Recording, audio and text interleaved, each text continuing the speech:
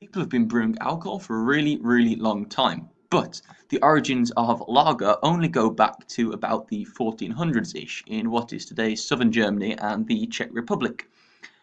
Now, there are a lot of laws at this time which banned people from brewing beer in the summertime.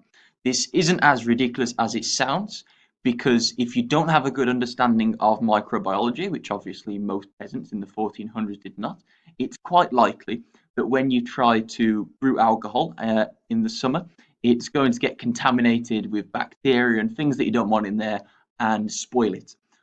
Also, this was a time when famines were only a little bit round the corner, and if you are wasting, or not wasting, of course, but if you are using a lot of your grain to make alcohol, then that's not a particularly great thing for food security. Although I'm sure the peasants who are making the beer probably didn't care too much about that. So there was no brewing in the summer. This meant that people had to brew their beer in the winter. Now, as you might know, winter is usually quite cold.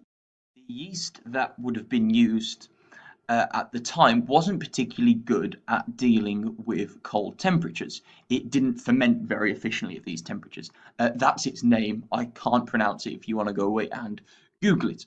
So let's talk about what yeast is. Yeast is the thing which makes beer possible. Yeast can take sugar and turn it into alcohol and carbon dioxide. Now, not too interested in the carbon dioxide for making beer, but that's why yeast is used in making bread. So, yeast is actually a single-celled fungus. So, if you were to have a family gathering with yeast when they got all their distant relatives to come along, you would have mushrooms. So, something that's quite interesting about yeast is that it can reproduce sexually and asexually. Now, this is really relevant for the story of the origin of lager. The yeast we met earlier here crossbred with this other yeast over here to create a hybrid which was able to ferment and produce alcohol at lower temperatures efficiently. And this Saccharomyces pastorianus, sometimes known as Saccharomyces carlsbergensis.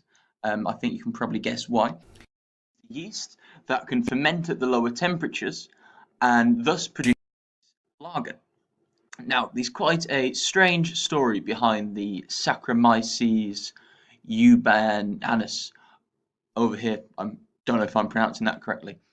Uh, it hasn't ever been found in the south of Germany or the area that's now the Czech Republic. In fact, it's only ever really been found in Patagonia and possibly in Tibet. And obviously, this is really confusing because in the 1400s there wasn't any contact between Patagonia and the south of Germany.